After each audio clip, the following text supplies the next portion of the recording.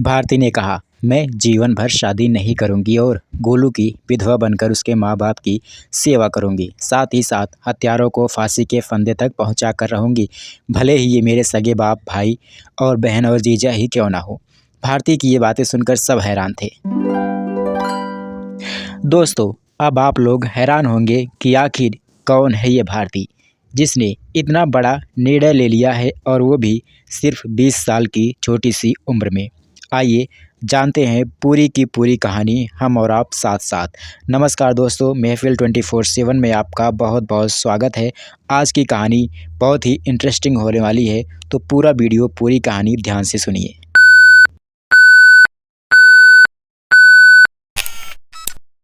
दोस्तों, कुछ सालों पहले की बात है। बिहार के एक गांव में एक परिवार रहता था, जिसमें महेश, उसकी पत्नी सुमित्रा और उसके 3 बेटे सुमित, सोनू और गोलू रहते थे। एक बेटी भी थी, जिसकी शादी महेश ने पहले ही कर दी थी। तीनों बेटे काफ़ी मेहनती थे और अच्छा खासा कमा लेते थे। अर्थात कुल मिलाकर कहा जाए तो घर का गुजर बसर आसानी से हो जाता था। महेश की ससुराल उसके घर से लगभग 50 किलोमीटर दूर एक दूसरे गांव में थी, जहां पर उसका और उसके तीनों बेटों का अक्सर आना जाना लगा ही रहता था। एक बार महेश की ससुराल में एक शादी पड़ी, जिसमें महेश और उसका पूरा परिवार शामिल होने के लिए गया हुआ था। उसी शादी में महेश के छोटे बेटे गोलू की मुलाकात किससे हुई? भारती से हुई। भारती और गोलू दोनों एक दूसरे को पसंद करने लगे। फिर क्या था, दोनों के बीच इशारे शुरू हो गए और शादी खत्म होते ही दोनों ने एक दूसरे से अपना मोबाइल नंबर शेयर कर लिया। शादी बीत गई, गोलू भी अपने घर आ गया। इसके बाद भारती और गोलू ने फ़ोन पर बातें करना शुरू कर दिया। बातें बढ़ी तो दोनों ने एक दूसरे के साथ जीवन बिताने का कड़ा फैसला ले लिया। यानी गोलू को भारती से प्यार हो गया। गोलू की अपने बड़े भाई सोनू से बहुत ज़्यादा जमती थी, इसलिए वह उससे कुछ भी कभी भी छुपाता नहीं था। उसने सोनू को सब कुछ बता दिया, लेकिन गर्लफ्रेंड की जगह उसने भारती को अपना दोस्त बताया था और कभी कभी भारती की बात भी सोनू से करवा दिया करता था। सोनू गोलू से बड़ा तो था, लेकिन बहुत चालाक था। वह खुद भारती के पीछे ही पड़ गया। गोलू के फ़ोन से उसने भारती का नंबर निकाला और भारती को फ़ोन करने लगा। पहले तो भारती ने आनाकानी की, लेकिन बाद में वह भी सोनू से बात करने लगी, लेकिन इस बारे में उसने कभी भी गोलू को नहीं बताया।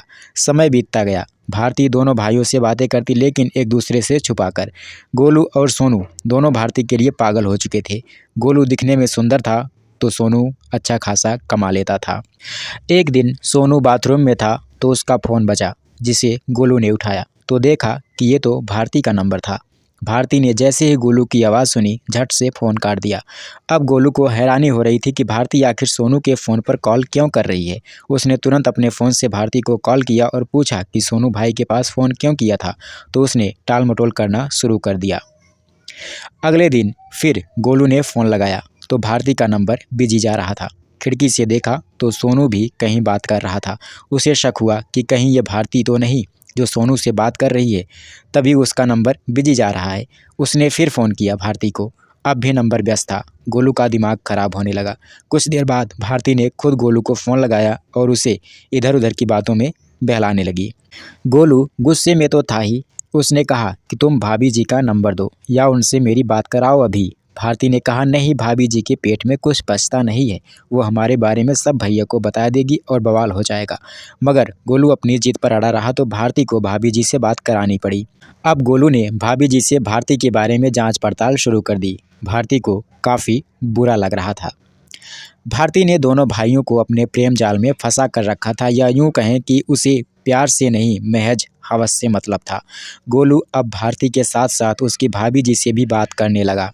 भारती की भाभी ने गोलू को बताया कि भारती अच्छी लड़की नहीं है, वह बहुत ही ज़्यादा चालाक है और तुम दोनों को बेवकूफ़ बना रही है। लेकिन गोलू को शायद सच्चा प्यार हो गया था, इसीलिए उसे भारती में कोई कमी नज़र नहीं आ रही थी। इधर भारती को यह बिल्कुल भी अच्छा नहीं लग रहा था कि उसकी भाभी गोलू को उसकी असलियत बताकर भड़का रही है। वह रोज़ भाभी जी से लड़ाई करती और गोलू से बात न करने के लिए कहती। भारती कितना भी गोलू को समझाने का प्रयास करती, लेकिन गोलू को अब थोड़ा थोड़ा समझ में आ रहा था कि भारती डबल गेम खेल रही है। वह उसके साथ साथ उसके भाई को भी फंसा कर रखी हुई है। एक दिन की बात है, गोलू अपने मामा के घर पर आया हुआ था। उसने भारती को मिलने के लिए कहा तो भारती ने साफ साफ मना कर दिया और बोली कि फ़ोन पर बात कर लो, सामने से वह नहीं मिल सकती। उसके बाद उसने फ़ोन काट दिया। थोड़ी देर के बाद गोलू ने फिर फ़ोन लगाया तो भारती का नंबर व्यस्त आ रहा था। उसने 12 बजे रात तक ट्राई किया, लेकिन भारती सोनू से बात कर रही थी तो वो बार बार फ़ोन काट दे रही थी। अब गोलू से रहा नहीं जा रहा था। उसने फिर रात के 1 बजे फ़ोन लगाया तो शायद भारती की भाभी टॉयलेट के लिए उठी थी और उन्होंने फ़ोन की रिंग सुनी। वो गई भारती के रूम में, देखा तो भारती सो रही थी। फ़ोन लेकर देखा तो गोलू का फ़ोन था और उसने कॉल बैक किया तो गोलू जाग रहा था। गोलू ने कहा, भाभी जी, भारती मेरे साथ गलत कर रही है। ये मुझसे भी प्यार करती है और मेरे बड़े भाई से भी बात करती है। अब आप ही बताइए, आखिर मैं करूँ तो क्या करूँ? भाभी जी ने कहा कि आप मेरे घर आइए, मैं आपकी सेटिंग करवा दूंगी और घर वालों से आपकी शादी की बात कर लूँगी। गोलू ने कहा, मैं अभी आ रहा हूँ। तो वो बोली, नहीं अभी नहीं, आधी रात को मत आओ, कल आना। लेकिन अगर भारती से मिलना हो तो आ जाओ, लेकिन मिलकर चले जाना तुरंत। गोलू बोला, ठीक है, आ रहा हूँ। तभी भारती की आँख खुल गई। उसने पूछा, भाभी जी आप यहाँ, और किससे बात कर रही हैं, कौन आ रहा है? तो भाभी जी ने कहा, तुम्हारा गोलू आ रहा है मिलने के लिए। भारती गुस्से में बोली, यार भाभी, तुम एक बार समझाने पर क्यों नहीं समझती? मुझे गोलू से नहीं मिलना बस। भाभी जी ने कहा, मुझे नहीं पता कि तुम्हारे मन में क्या चल रहा है, किससे प्यार करती हो किससे नहीं, मैं तो सोने जा रही हूँ। इतना कहकर वो अपने कमरे में चली गई। अब भारती की आंखों से नींद गायब हो चुकी थी। वो सोच रही थी कि कहीं गोलू सच में आ गया तो क्या होगा। रात के 2 बज गए तो भारती टॉयलेट के लिए उठी तो देखा गोलू सामने खड़ा है। गोलू को देखकर वह कांपने लगी और बोली, आप यहाँ? मैंने मना किया था ना कि मिलने मत आना, कोई देख लेगा तो क्या होगा। वो गोलू को लेकर टॉयलेट रूम में चली गई ताकि कोई देख ना ले। टॉयलेट में जाते ही गोलू रोमांटिक हो गया और भारती को किस करने लगा। थोड़ी देर तो भारती ने आनाकानी की और फिर उसे भी फाइनली अच्छा लगने लगा। भारती और गोलू दोनों ही एक दूसरे में खो गए और अब वो सब होने लगा जो एक शादीशुदा जोड़े के बीच होता है। इतने में भारती का भाई उठता है और टॉयलेट की तरफ जा ही रहा होता है कि उसने कुछ आवाज़ें सुनी जो टॉयलेट रूम से आ रही थी। वह पास गया और धक्का देकर दरवाज़ा खोल दिया। शायद दरवाजे की कुंडी बहुत मजबूत नहीं थी, इसलिए आसानी से टूट गई। उसने लाइट जलाई तो देखा दोनों ही निर्वस्त्र थे और एक दूसरे से पूरी तरह से लिपटे हुए थे। अब इस अवस्था में अपनी बहन को किसी गैर इंसान के साथ देखकर एक भाई को कितना गुस्सा आएगा, आप समझ सकते हो। भारती के भाई ने सबको हल्ला मचाकर जगा दिया। तब तक गोलू और भारती कपड़े पहन चुके थे। दोनों को अलग किया गया और गोलू की जमकर पिटाई हुई। फिर एक कमरे में बंद कर दिया गया। भारती को किसी दूसरे कमरे में बंद किया गया, जहां से उसने सोनू को फ़ोन किया और सब कुछ सच सच बता दिया। अब सोनू के घर वालों ने सोनू के मामा के यहाँ फ़ोन लगाया, लेकिन वहाँ से कोई भी आया नहीं। चूँकि भारती और गोलू के घर के बीच की दूरी काफ़ी थी और अब तक रात के लगभग 3 बज चुके थे, इसलिए गोलू के घर वालों के आते आते काफ़ी देर हो चुकी थी और गोलू ज़िंदगी और मौत से जूझ रहा था। वह कमरे में बंद था, लेकिन सोनू और उसके पिता को अंदर नहीं जाने दिया गया। शायद कुछ लापरवाही इन लोगों से भी हुई, क्योंकि अगर अपना बेटा अंदर पानी मांग रहा है और ज़िंदगी की आखिरी सांसें चल रही हैं तो दरवाज़ा तोड़ देना चाहिए था। शायद उसकी जान बच जाती। फिलहाल गांव के काफ़ी लोग इकट्ठा हो गए। कुछ पत्रकारों को भी अब तक खबर हो चुकी थी, लेकिन गोलू की जान भी जा चुकी थी। किसी तरह दरवाज़ा खोला गया तो देखा कि गोलू के पास बिजली का एक नंगा तार पड़ा था, इसलिए आशंका जताई गई कि करंट लगाकर गोलू को मारा गया होगा। जांच हुई तो वहां पेशाब के सैंपल मिले। शायद उसे पेशाब पिलाया गया था जब वो पानी मांग रहा था। दोस्तों, गोलू के साथ हुई इस हैवानियत को देखकर हर कोई हैरान था और भारती के परिवार वालों को अब खोजा जाने लगा। इधर भारती की हालत भी बिगड़ती जा रही थी। उसे कुछ समझ में नहीं आ रहा था कि वह क्या करे। गोलू की हत्या उसके अपने घर में हुई थी, तो अब वह भी फंसने वाली थी। तो उसने फैसला किया कि वह अपने परिवार का नहीं बल्कि गोलू और उसके परिवार का साथ देगी। अब मीडिया के सामने उसने गोलू को इंसाफ दिलाने का प्रण ले लिया। भारती ने गोलू के घर पर रहने का फैसला किया। मीडिया को भी भारती की खबरें चलाकर काफ़ी फ़ायदा हो रहा था, क्योंकि लोग भारती और गोलू की प्रेम कहानी में काफ़ी इंटरेस्ट ले रहे थे। तो मीडिया ने भारती को कवर करना शुरू कर दिया। भारती भी अब गोलू को इंसाफ दिलाने की कोशिश करने लगी और तरह तरह के बयान देने लगी, जैसे कि वह आजीवन गोलू की विधवा बनकर रहेगी और कभी भी आजीवन शादी नहीं करेगी। आम लोगों के लिए अब वह प्रेम की देवी बन चुकी थी। लोग कहने लगे थे कि प्यार करें तो भारती और गोलू की तरह करें। जहां एक तरफ लोग पकड़े जाने पर अपनी इज्जत बचाने के लिए एक दूसरे को पहचानने से भी इनकार कर देते हैं, वहीं भारती गोलू को इंसाफ दिलाने के लिए अपने परिवार से लड़ रही है और पूरे समाज से लड़ रही है। वाकई लैला मजनू और शेरी फरहाद के बाद भारती और गोलू का नाम अमर हो जाएगा। भारती गोलू को इंसाफ दिलाने के लिए बड़े बड़े अधिकारियों और नेताओं से मिलने लगी और सब उसकी मदद करने में पुण्य समझने लगे। काफ़ी कोशिशों के बाद भारती और महेश ने जिन जिन लोगों का नाम लिया था सब गिरफ्तार हो गए और जेल में डाल दिए गए। लगभग जब सारे आरोपी गिरफ्तार हो गए तो मीडिया वालों ने फिर भारती से सवाल किया कि क्या आप शादी करेंगी, तो उसने साफ मना कर दिया कि नहीं, वह कभी भी शादी नहीं करेगी। लोगों ने जब जीविका को लेकर सवाल किया कि आपकी उम्र काफ़ी कम है, ऐसे में आप कब तक गोलू के माँ बाप पर निर्भर रहेंगी, तो उसने सरकार से नौकरी की मांग करनी शुरू कर दी। लेकिन सरकार की तरफ से इस पर कोई खास विचार नहीं किया गया। अब भारती ने सोशल मीडिया पर ब्लॉग बनाकर पैसे कमाने का तरीका अपनाया और वीडियो बनाकर डालने लगी। इस पर भी कुछ लोगों ने काफ़ी आपत्ति जताई। चूँकि अब तक भारती लोगों के बीच काफ़ी प्रसिद्ध हो चुकी थी, तो रातों रात सोशल मीडिया पर उसके फ़ैन बढ़ने लगे और अच्छा खासा पैसा भी आने लगा। जैसे ही पैसा आना शुरू हुआ, भारती अपनी सारी दिनचर्या ब्लॉग के माध्यम से लोगों को बताने लगी। लोगों को उस पर तरस तो पहले से ही आ रहा था, इसलिए उसे खूब सपोर्ट किया गया और वह ज़्यादा से ज़्यादा पैसा कमाने लगी। एक वर्ग ऐसा भी था जो कि भारती के कार्यों से अप्रसन्न था। उनका कहना था कि भारती जब अपने माँ बाप की नहीं हुई, अपने परिवार की नहीं हुई, तो गोलू और उसके माँ बाप की क्या होगी।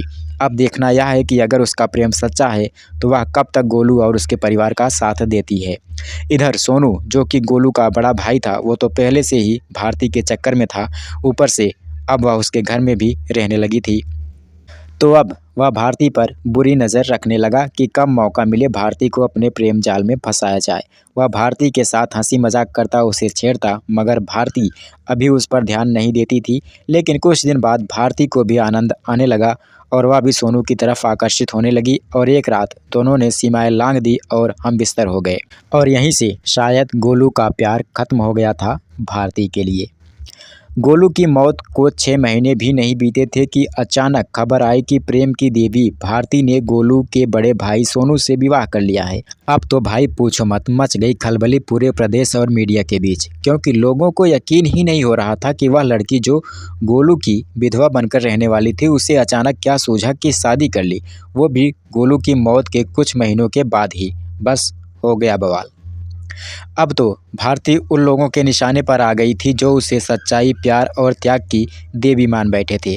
लोगों के इतने सारे सवाल थे कि जवाब देना भारती के बस से बाहर था।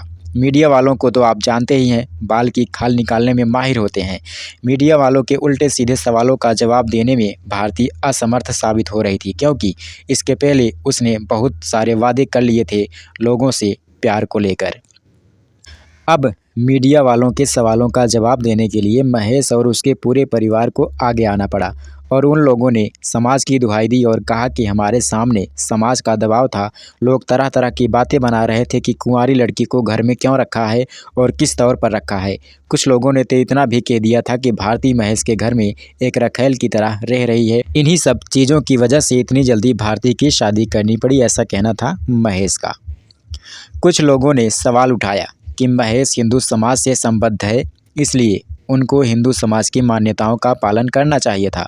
क्योंकि उनके घर में एक मौत हुई थी, इसलिए कम से कम 1 साल तक तो इंतज़ार करना ही चाहिए था। दूसरी बात लोगों ने कही कि भारती तो गोलू की विधवा के तौर पर रह रही थी, तो इस हिसाब से सोनू उसका जेठ हुआ और जेठ से विवाह करना भारतीय परंपरा के अनुसार अनुचित है। हाँ, देवर से विवाह किया जा सकता है। इधर इन सब सवालों के जवाब के साथ साथ भारती और सोनू अपनी शादी की खुशियां मना रहे थे और लोगों से अपनी सुहागरात की चर्चा कर रहे थे सोशल मीडिया पर लाइव आकर, जिसकी वजह से ये कपल आलोचना का शिकार हो रहा था।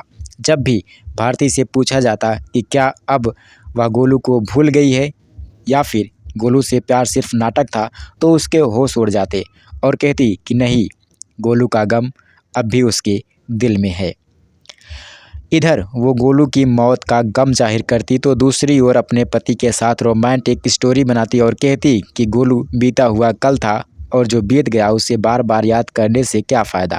कभी कभी तो मीडिया वालों से बहस इतनी बढ़ जाती कि सोनू हाथापाई पर उतर आता और कई मामले में तो उसके खिलाफ एफआईआर भी हो चुकी थी। जब एफआईआर हुई तब जाकर ये दोनों कुछ शांत हुए और एफआईआर वापस लेने के लिए सोशल मीडिया पर आकर आंसू बहाने लगे। सोशल मीडिया पर एक तबका अब भी ऐसा था जो भारती के साथ था। उनका तर्क था कि गोलू की याद में कोई लड़की जीवन भर अकेली नहीं रह सकती, इसलिए भारती ने जो कुछ भी किया बहुत अच्छा किया अपने आने वाले भविष्य को लेकर। गलती बस इतनी की कि थोड़ी सी जल्दबाजी कर दी और चुपचाप अचानक शादी कर ली, बिना किसी वकील से पूछे या फिर उन लोगों को खबर किए बिना जो इनसे सहानुभूति रखते थे। भारती तो अपनी लाइफ में आगे बढ़ चुकी थी। सवाल बड़ा था कि क्या गोलू की जान फ्री में चली गई? क्या उसे इंसाफ मिलेगा? क्या गोलू के कातिल वही लोग हैं जो महज भारती के बयान के आधार पर जेल में हैं, या फिर गोलू की हत्या का मास्टरमाइंड कोई और ही है? क्या यह भारती हो सकती है? ये सारे सवाल आप लोगों की जुबान पर ज़रूर होंगे और आप सब गोलू को इंसाफ दिलाना चाह रहे होंगे, क्योंकि आप लोगों के सीने में भी एक दिल है। यहाँ भारती के घर यानी मायके में सब लोग जेल जा चुके हैं। बचे हैं सिर्फ एक भाई और एक बूढ़ी दादी, जिनका ख्याल रखने वाला शायद कोई नहीं है, क्योंकि कमाने वाले तो सब जेल में हैं। उनका खर्चा किस तरह से चलता है कोई नहीं जानता। कुछ इंटरव्यू में उन लोगों ने बताया कि भारती के ननिहाल से उसके छोटे भाई और दादी के लिए कुछ खर्चा मिल जाता है, लेकिन ये खर्चा कब तक मिलेगा इसकी कोई गारंटी नहीं है। दोस्तों, यहाँ पर दो परिवार बर्बाद हो चुके हैं। एक घर का बेटा मरा तो दूसरे घर के सारे सदस्य जेल में हैं।